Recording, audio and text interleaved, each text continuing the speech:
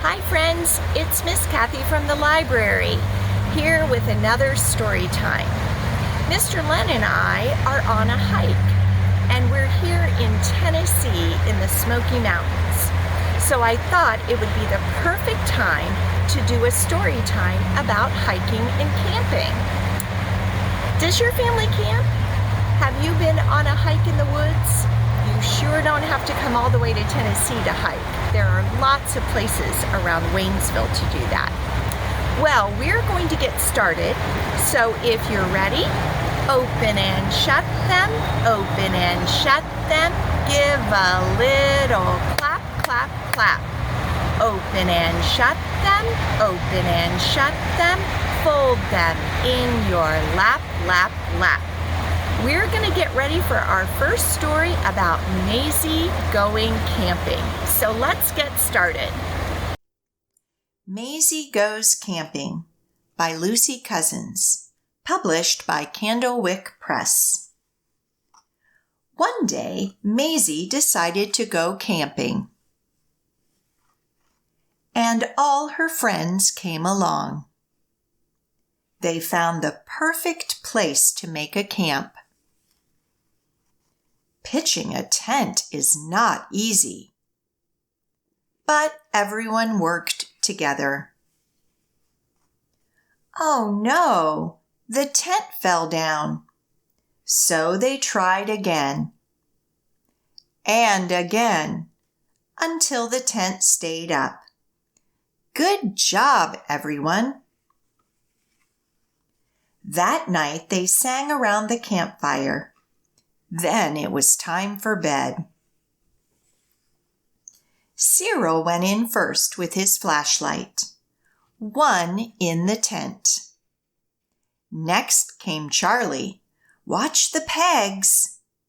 2 in the tent. Then it was to Lulu's turn. 3 in the tent. Make room for Maisy. 4 in the tent. Is there room for one more? Come on, Eddie. Oh no, 5 in the... What a squash! What a squeeze! What a squeezy squish squash! 5 in the tent. Good night, campers. Pop! Out came Cyril. Pop! Out came Talulu. Pop! Out came Charlie. Pop! Out came Maisy. 1 in the tent. 4 under the stars. Sleep tight, campers. Hoot, hoot. Well, we're ready for our first activity. It is a camping chant, and I thought it would be fun to do here at this campground. It goes like this. I was lying in my sleeping bag. I couldn't go to sleep. I looked at my watch and wanted to weep. I rolled to my left. I rolled to my right, but all I could hear were the animal noises at night. Boo, boo. What animal do you think that is? You are right, an owl. I was lying in my sleeping bag. I couldn't go to sleep. I looked at my watch and wanted to weep. I rolled to my left. I rolled to my right, but all I could hear were the animal noises at night. That might be a hard one. Well, if you guessed squirrel, you are right.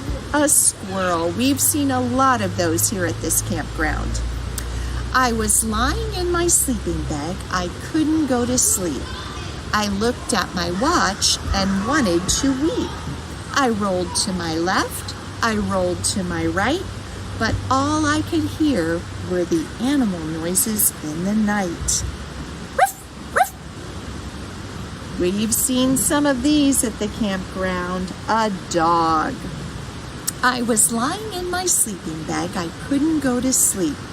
I looked at my watch and wanted to weep. I rolled to my left, I rolled to my right, but all I could hear were animal noises at night. Ribbit, ribbit. You guessed it, a frog. We're right here by a river near this campground, so we might see some frogs. Well, we're ready for our next story. Hiking Day by Anne Rockwell. Illustrated by Lizzy Rockwell. Published by Aladdin. Today, my mother, my father, and I are going to climb Hickory Hill. That's the mountain I see from my window. It looks like a mountain to me, but everyone calls it Hickory Hill.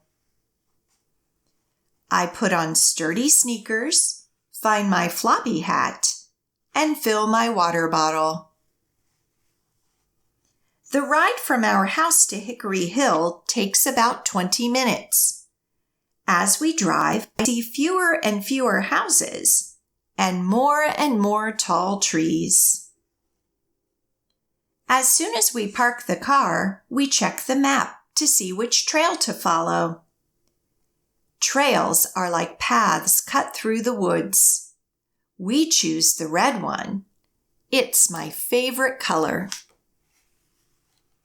The minute we step onto the trail, we are surrounded by tall trees. We can't see sky. The ground is covered with leaves and ferns. It looks like the inside of my mother's terrarium. It is so quiet. I can hear my sneakers crunching the ground. As we climb higher up Hickory Hill, a fat toad leaps in front of us. Ribbit, ribbit, he says. I kneel down to look at him. His colors match the floor of the woods and the tree bark. Hey, says my father, where's the red trail marker? Uh-oh, Mom says. Where can it be?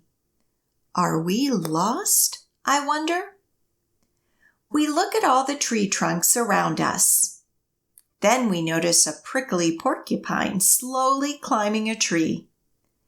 As she moves up the trunk, I see a red mark appear. I found it, I cry. We begin hiking again. I hear a loud tap, tap, tap, tap, tap, tap. It sounds like someone is using a hammer. A little chipmunk puts a hickory nut in her mouth and scurries through the leaves. Getting ready for winter, my father says. The tap, tap, tap gets louder. My mother points up and I see a woodpecker making a hole in a tree. He is looking for insects hiding inside, she tells me. He uses his beak to make the hole bigger and find good things to eat. Bugs? Yuck, says Dad and I. We see some yellow mushrooms and red berries growing on a bush. But that beautiful friendly toad is gone. Maybe he decided to hike down Hickory Hill instead of hiking up with us. Soon we stop for a drink. All of a sudden, I know someone is looking at me. I slowly turn to see a deer with wide antlers.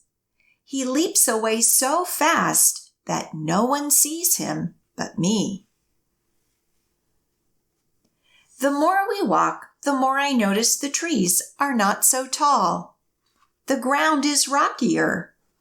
Now I can see bits of blue sky and even an airplane flying across the sky.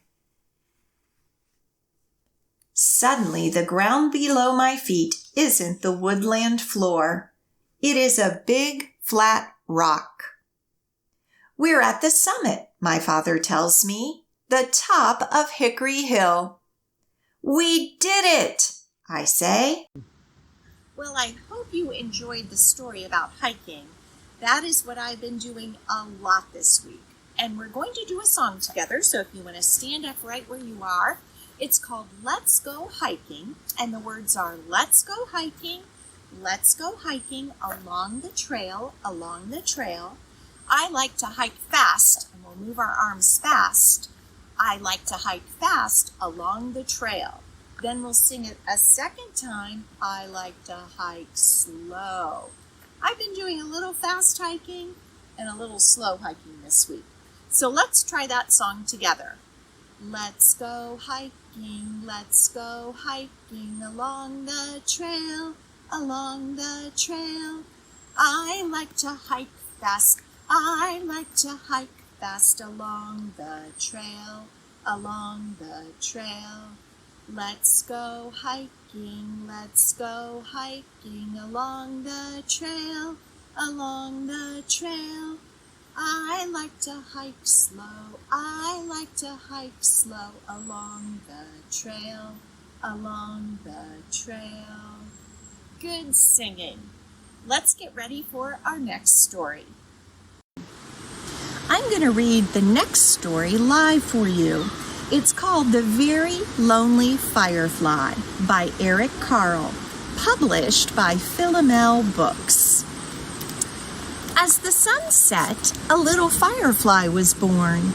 It stretched its wings and flew off into the darkening sky. It was a lonely firefly, and it flashed its lights, searching for other fireflies. The firefly saw a light and flew toward it, but it was not another firefly. It was a light bulb lighting up the night. Hear that noise? The firefly saw a light and flew toward it, but it was not another firefly. It was a candle flickering in the night. What's going on? The firefly saw a light and flew toward it, but it was not another firefly. It was a flashlight shining in the night. Quiet out there. The firefly saw a light and flew toward it, but it was not another firefly. It was a lantern glowing in the night. What is it? Hey, stop fighting. The firefly saw several lights and flew toward them, but they were not other fireflies. There was a dog and a cat and an owl, their eyes reflecting the lights. The firefly saw a light and flew toward it, but it was not another firefly. It was a car's headlights flooding the night. Look, wow, it's beautiful. The firefly saw many lights and flew toward them, but they were not other fireflies. They were fireworks, sparkling and glittering and shimmering in the night. When all was quiet, the firefly flew through the night, flashing its light, looking and searching again. Then the very lonely firefly saw what it had been looking for. A group of fireflies flashing their lights. Now the firefly wasn't lonely anymore. Do you see the lights flashing? When it gets a little darker here in the campground, I'm sure the fireflies will come out. We're going to get ready for our next activity. Well, we have a little activity to go with the story that we just heard about fireflies, and it's called 5 Little Fireflies, and it goes like this. 1 little firefly shines very bright. 2 little fireflies show their lights. 3 little fireflies glimmer and glow. 4 little fireflies, watch them go. 5 little fireflies fly in the night. Blink, blink, blink. Oh my, what a sight. We have time for one last story before it's time to say goodbye. Because Your Mommy Loves You by Andrew Clements, illustrated by R.W. Alley, published by Clarion Books. When you get lost in the camping store and you call out, "Mommy," your mommy could say, "It's all right, I'm coming to find you." But she doesn't. She calls your name, and you follow the sound of her voice. When you find her, you get a big hug after you promise not to wander off again. When the pack on your back feels like a giant rock, your mommy could say, "That looks awfully heavy for you. Here, I'll carry it." But she doesn't. You both sit down a while and share some water and a handful of raisins. Then she helps you strap on your pack again, and up the trail you go. When you have to cross the stream and the log looks skinny and wobbly, your mommy could say, "Don't worry, I'll take you across." But she doesn't. She goes over first to show you how, and then you follow, all by yourself. When you find a blueberry patch and it takes forever to fill one tiny cup, your mommy could say, "Oh, don't bother, you've done plenty." But she doesn't. She shows you where to find the best bushes and how to use your hat like a bowl. And soon you have enough to make blueberry pancakes. When it's time to set up the tent and your side gets all tangled up, your mommy could say, "This is a job for a grown-up. Let me fix it for you." But she doesn't. She shows you the pictures again. Then step by step, the poles and cloth and rope become your tent. When your marshmallow gets too close to the fire and turns into a lump of charcoal, your mommy could say, "What a shame. Here, I'll make you one that's just right." But she doesn't. She helps you find a stick shaped like a Y. She shows you how to push it into the ground beside the fire. And your next marshmallow is toasty-licious. When the fire burns low and you see 5 shooting stars and it gets so cold you start to shiver, your mommy could say, "Stay right here. I'll get you something cozy." But she doesn't.